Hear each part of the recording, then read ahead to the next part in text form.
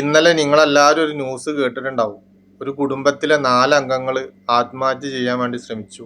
അതിൽ അച്ഛനും മോനുമാണ് മരണപ്പെട്ടതെന്ന് തോന്നുന്നുണ്ട്. അതോ അച്ഛനും മോളും ആണാവോ.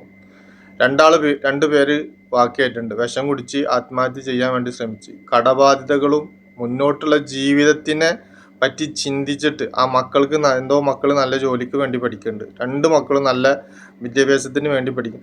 ഞാൻ പറഞ്ഞു വരുന്നത് എന്താണെന്ന് വെച്ച് കഴിഞ്ഞാൽ ഗൾഫിൻ്റെ സാഹചര്യം, പ്രവാസ ലോകത്തെ സാഹചര്യങ്ങളും ഒന്നും കഴിഞ്ഞു പോയ കാലങ്ങളെപ്പോലല്ല. ഇപ്പോഴും ഇത് മനസ്സിലാവാത്ത കുടുംബങ്ങളും ഭാര്യമാരാണെങ്കിലും മറ്റുള്ള കുടുംബക്കാരാണെങ്കിലും ഉപ്പ അമ്മ അച്ഛൻ ആരാണെന്നുണ്ടെങ്കിലും സാഹചര്യങ്ങൾ ആർക്കും മനസ്സിലായിട്ടില്ല. ചിലപ്പം നിങ്ങൾ ചോദിക്കുന്ന നേരത്ത് അന്ന് പൈസ എടുത്ത് തന്നിരുന്ന ആൾക്കാർക്ക് ഇന്നത് എടുത്ത് തരാൻ പറ്റാത്ത സാഹചര്യത്തിലേക്ക് നീങ്ങിയിട്ടുണ്ടെന്നുണ്ടെങ്കിൽ അത് നിങ്ങൾ മനസ്സിലാക്കണം. അവർക്ക് കിട്ടുന്നതിൻ്റെ കാര്യങ്ങളും അവർക്ക് കിട്ടിയിരുന്നതും അതിലും നിങ്ങൾക്ക് അവിടെ ഉള്ള ചിലവിനെക്കാട്ടിയും കൂടുതൽ ഇവിടെ ചിലവുകൾ വർദ്ധിച്ചുകൊണ്ടിരിക്കുകയാണ്. ഇവിടെയും സാധനത്തിന് വിലയാണ്. ഭക്ഷണം കഴിക്കണമെന്ന് പുറത്തുനിന്ന് ഭക്ഷണം കഴിക്കുന്ന ആളാണെന്നുണ്ടെങ്കിൽ അവനക്ക് ഭക്ഷണത്തിൻ്റെ കാര്യത്തിൽ അന്ന് ആദ്യം 7 റിയാൽ 8 റിയാൽ ഉണ്ടായിരുന്ന ചോറിന് 10 റിയാൽ വരെ എത്തിയിട്ടുണ്ട്. അപ്പോൾ 11 റിയാലൊക്കെ വാങ്ങണ കടകളൊക്കെ ഉണ്ട്. അപ്പോൾ ഓരോ സംഗതിക്കും റൂം റെൻറ്റും കാര്യങ്ങളും എല്ലാതും അതിൻ്റെ ഇടയിൽ വിസ അടിക്കേണ്ട കാര്യങ്ങളും ഇതൊക്കെ ഉണ്ട്.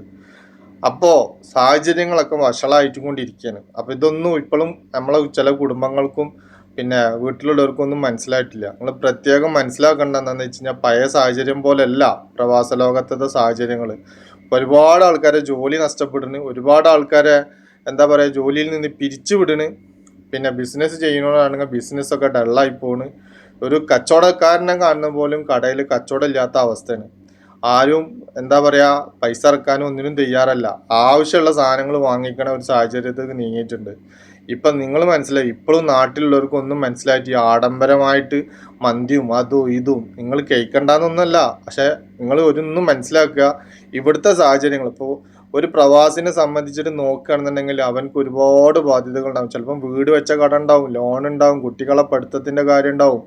ഇങ്ങനെയുള്ള കാര്യങ്ങളൊക്കെ എന്താ പറയുക ഒരു നിമിഷം കൊണ്ട് ഇവിടുന്നാണ്ട് ഇല്ലാതായിട്ടുണ്ടെങ്കിൽ ഇപ്പം ആ ഒരു മനുഷ്യൻ ചെയ്തതുപോലെ ഒരുപാട് കുടുംബങ്ങളുടെ അവസ്ഥ വളരെ ദയനീയമായിരിക്കും.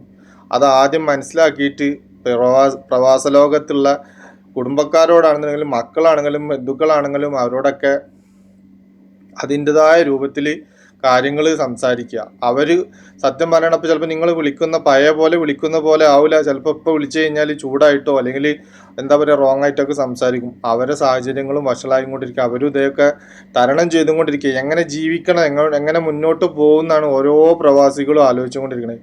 അപ്പോൾ ഈ നാട്ടിലുള്ള ഓരോരോ ആഡംബര കാര്യങ്ങളൊക്കെ നിങ്ങൾ ഒന്ന് കുറച്ചിട്ടില്ല എന്നുണ്ടെങ്കിൽ ഇതിലും ദയനീയ അവസ്ഥയിലേക്കാവും പോവുക. ഇപ്പം ആ ഒരു സഹോദരൻ ഇപ്പം അതിൽ ചെയ്യാൻ കാരണം എന്താ?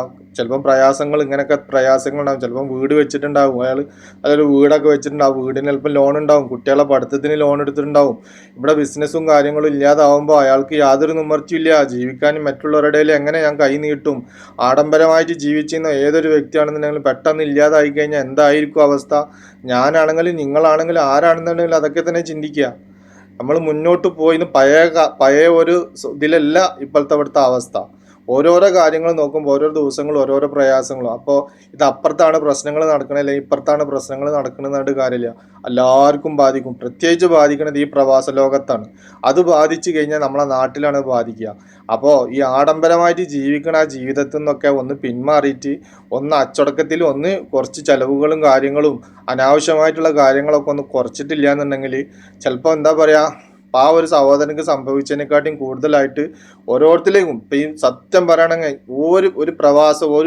ഏതൊരു പ്രവാസിയാണെന്നുണ്ടെങ്കിൽ ഒരു ബാധ്യത ഇല്ലാത്ത ആൾക്കാരുണ്ടാവില്ല. ഒരുപാട് ബാധ്യതകളുള്ള ആൾക്കാരാണ് ഈ ഒരു പ്രവാസ ലോകത്തുള്ളത്. കൂടുതലും വലിയ പ്രശ്നങ്ങളും പ്രയാസങ്ങളും ഉള്ള ആൾക്കാർ തന്നെ ആവും.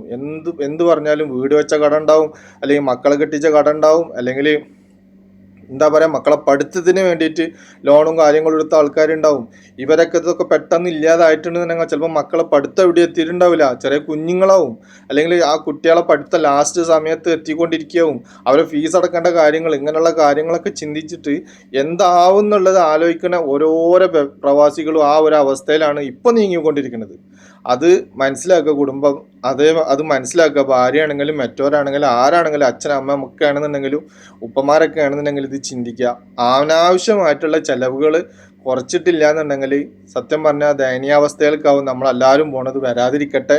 ഇത് എന്ന് മാറും, എങ്ങനെ മാറും എന്ന് ഒരു ദിവസം ഒരു പ്രയാസം മാറുമ്പോൾ പിറ്റത്തെ ദിവസം വേറെ പ്രയാസങ്ങൾ ഓരോരുത്തർക്കും വന്നുകൊണ്ടിരിക്കുകയാണ്. ഇതാണ് ഇപ്പോൾ ഇവിടുത്തെ സാഹചര്യങ്ങൾ. അപ്പോൾ ഇങ്ങനെയൊക്കെയുള്ള കാര്യങ്ങൾ മനസ്സിലാക്കുക. ആരും വെറുപ്പിക്കാൻ വേണ്ടി പറയല്ല. ഇതൊക്കെയാണ് ഇപ്പോഴത്തെ പ്രവാസ ലോകത്തെ അവസ്ഥകൾ. ഓരോ മനുഷ്യരെയും അതും എന്താ പറയുക, പലർക്കും പല ബിസിനസ്സുകളും ജോലികൾ നഷ്ടപ്പെടുന്നു, ജോലി കിട്ടാതാവണ്, പല ജോലികളും എന്താ പറയുക, വലിയ പ്രയാസത്തിലേക്ക് പോണ്. മറ്റുള്ളവർക്ക് ശമ്പളം കൊടുക്കാൻ പറ്റാത്ത അവസ്ഥ, റൂമിൻ്റെ വാടക കൊടുക്കാൻ പറ്റാത്ത അവസ്ഥ. പലർക്കും പല കടകളിലൊന്നും വലിയ കച്ചവടവും കാര്യങ്ങളൊന്നും ഇല്ല. അപ്പോൾ ഇതൊക്കെ മനസ്സിലാക്കുക. ഇതാണ് ഇവിടുത്തെ സാഹചര്യങ്ങൾ. അതുകൊണ്ട് കുറച്ച് ആഡംബരങ്ങളൊക്കെ ഒന്ന് കുറയ്ക്കുക. അല്ലാന്നുണ്ടെങ്കിൽ ഇപ്പോൾ ആ ഒരു സഹോദരనికి സംഭവിച്ച മാതിരി പല കുടുംബങ്ങളുടെ അവസ്ഥ ഇതൊക്കെ തന്നെ ആയി മാറും. അപ്പോൾ അതൊന്നും ആർക്കും ഇല്ലാതിരിക്കട്ടെ. ശ്രദ്ധിക്കുക. ഇൻഷാ അല്ലാഹ്.